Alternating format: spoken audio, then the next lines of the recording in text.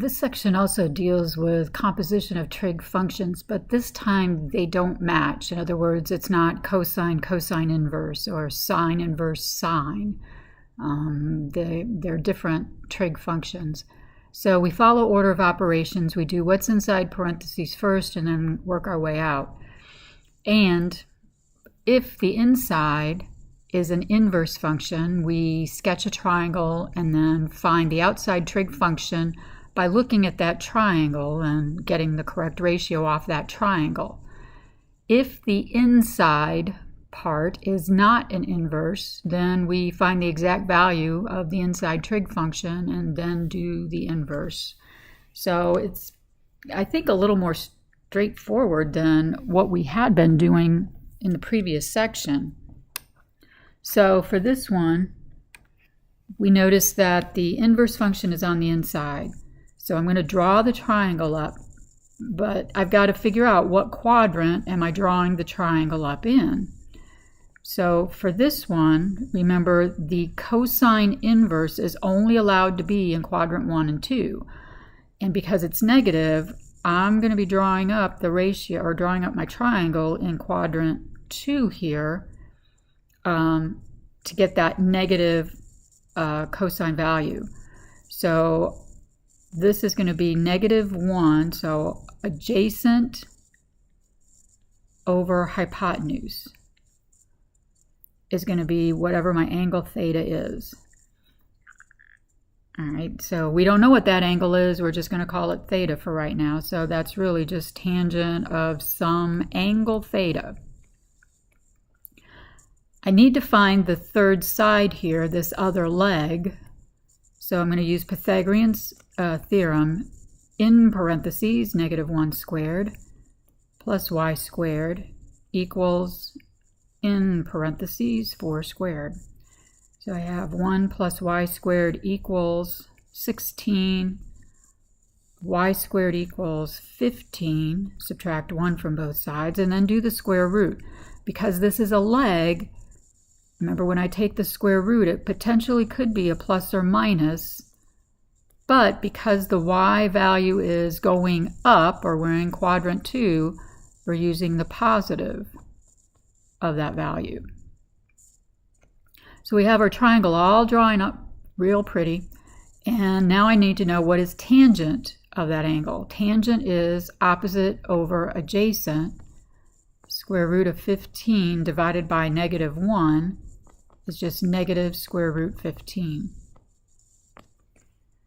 So do you see how you've got to figure out the triangle first, get all your sides in order, and then find whatever the trig function is of that angle by looking at the ratios. All right, so for example 2, cosecant tangent inverse of 1. So I'm looking on the inside here, tangent inverse 1. Well, remember, tangent inverse is allowed to play in quadrant 1, going from 0 to pi over 2, or in quadrant 4, 0 to negative pi over 2. And since this is a positive 1, I'm going to be drawing it up in the positive quadrant for tangent. This is 1 over 1. And remember, tangent ratio is opposite over adjacent. And that's our angle theta. So now we're looking for cosecant of theta. Now, before I find cosecant theta, I need my hypotenuse here. So again, quadratic formula, or not quadratic formula, Pythagorean theorem, 1 squared plus 1 squared equals hypotenuse squared, or r squared, call it what you want. 2 equals r squared. And because this is the hypotenuse, there is no plus or minus. It is automatically a positive. It's not a leg, so it doesn't give me direction. It's just a length. So my hypotenuse is square root of 2. I have a x value and a y value. Cosecant, remember, is the flip of sine. Sine would be opposite over hypotenuse. So this is going to be hypotenuse over opposite. My hypotenuse is square root of 2, and my opposite side is 1. So reducing that, just the square root of 2. And for example 3, all right, sine inverse, we're looking at either quadrant 1 or quadrant 4, coming around again to the negative pi over 2 angle, or positive pi over 2. Because this is a negative ratio, though, I can't be in quadrant 1 because sine is positive in quadrant 1. The ratios for sine are negative down in quadrant 4. So when I go to draw this up, just some random triangle, I got to be down here in quadrant 4. All right, so here's my angle theta, and the opposite is negative 6 because it's going down, and the hypotenuse is 7. So from here, I need to find x. So x squared plus negative 6 squared equals 7 squared. X squared plus 36 equals 49. X squared equals 13. Subtract 36 from both sides, or x equals plus or minus the square root of 13. Now I have to make a decision. Is it plus or is it minus? Because I'm on the positive x-axis, it's going to be positive square root 13. So, all right, we got positive square root 13. We've got the triangle all drawn up. Now we've got to go back to tangent of whatever that angle value is. All right, not interested in the angle, I'm looking for a ratio, and the ratio for tangent is opposite over adjacent. Negative 6 over square root 13. And I'm going to leave it unrationalized. If you wanted to rationalize it, it would look like this, because you would multiply top and bottom by radical 13. So the choice is yours, but I'm happy with this one. On the next page, notice now you're looking at the inverse function on the inside and just the regular trig function, or on the outside rather, and the regular trig function on the inside. So this is where, again, I'm going to figure out what is cosine 3 pi over 4.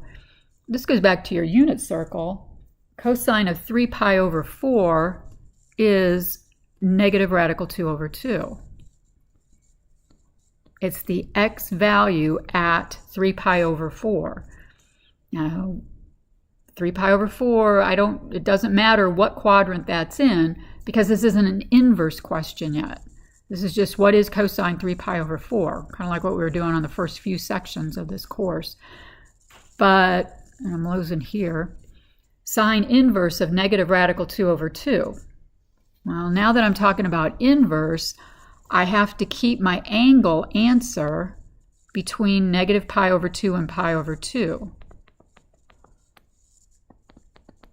All right, so again, it's inverse, so I'm looking for an angle.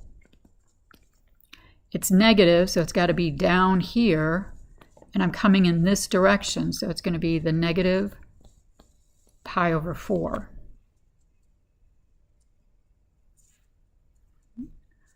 Let's try the next one here. Cosine inverse sine 7 pi over 6.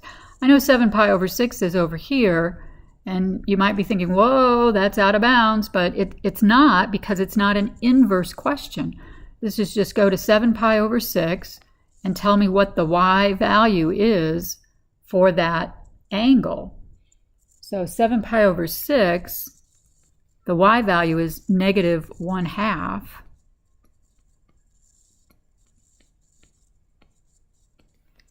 All right, now I am restricted because this is an inverse function. So cosine inverse can only be in quadrant 1 or 2, and because it's a negative 1/2, it can only be in quadrant 2.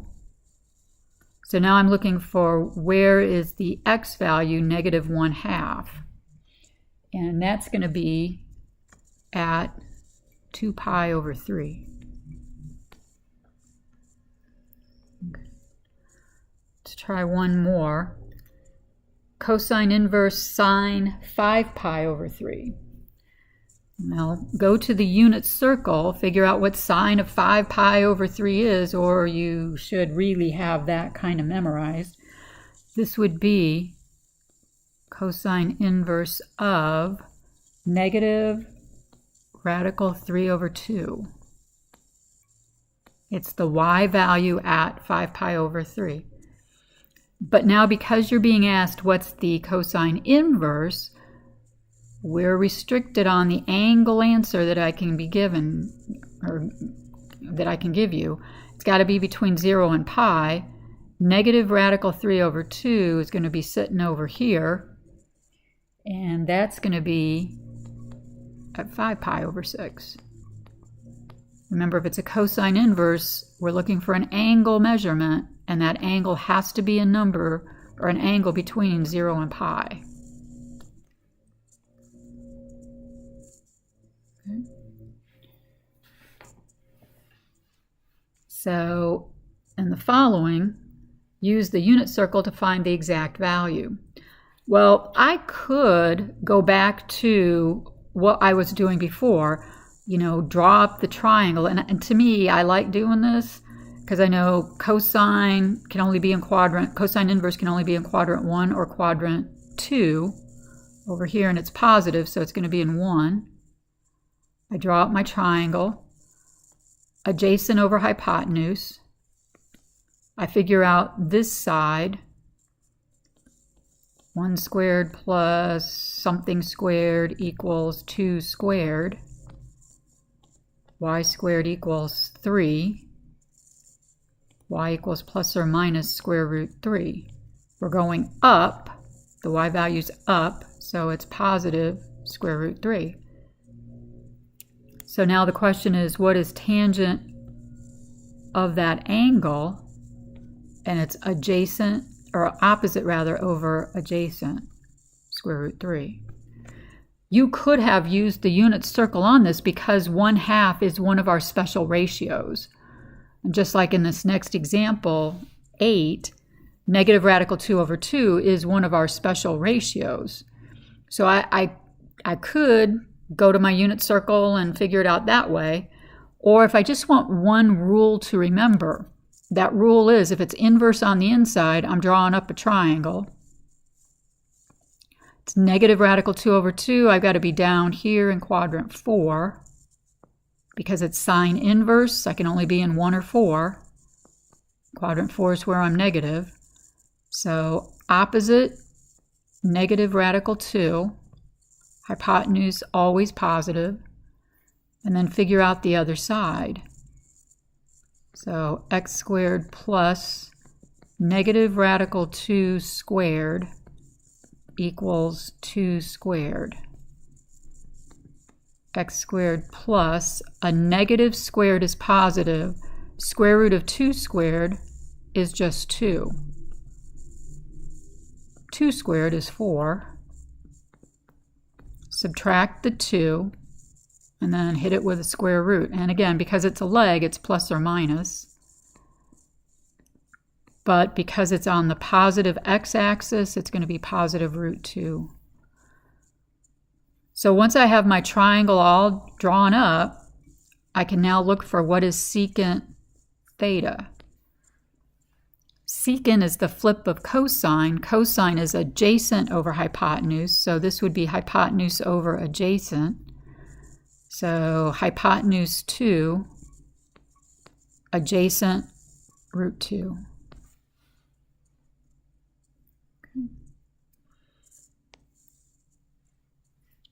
All right, let's try tangent inverse 1. Again, it's an inverse. Let's draw up a triangle. Tangent's got to be in quadrant 1 because the ratio is a positive, opposite over adjacent, 1 over 1. The hypotenuse 1 squared plus 1 squared equals hypotenuse squared. So the hypotenuse is square root 2. And sometimes they refer to it as h, other times r, the radius. It doesn't really matter, just make sure you understand that that's not a leg. So it's always going to be positive. All right, so according to my angle theta now, whatever that angle is, I'm now looking for the ratio for cosecant. So this is the adjacent, opposite, hype. Cosecant is the flip of sine, and sine is opposite over hypotenuse. So this is going to be hypotenuse over opposite, which gives me square root of 2.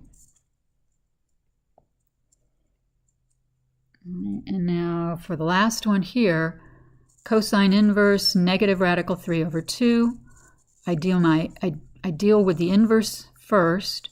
Cosine inverse can only be in either quadrant 1 or 2 when I draw my triangle, and because it's negative, I'm going to take this off, I have to be in quadrant 2. Remember, cosine inverse goes from 0 to pi. All right, so here's my theta. Adjacent over hypotenuse. Hypotenuse is 2. Adjacent is negative square root of 3 because I'm coming over on the x-axis in the negative direction. I need to find y plus negative radical 3 squared equals 2 squared.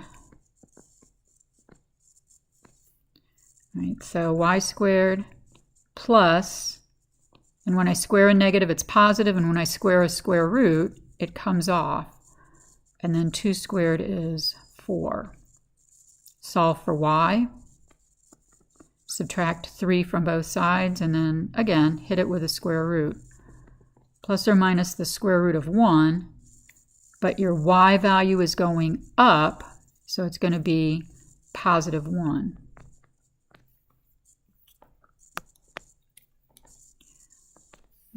So now I'm looking for cotangent of that angle, which is the flip of tangent. Tangent is opposite over adjacent.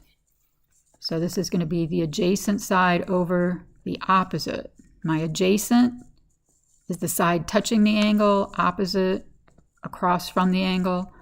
So this should be negative square root 3 over 1, or just negative radical 3.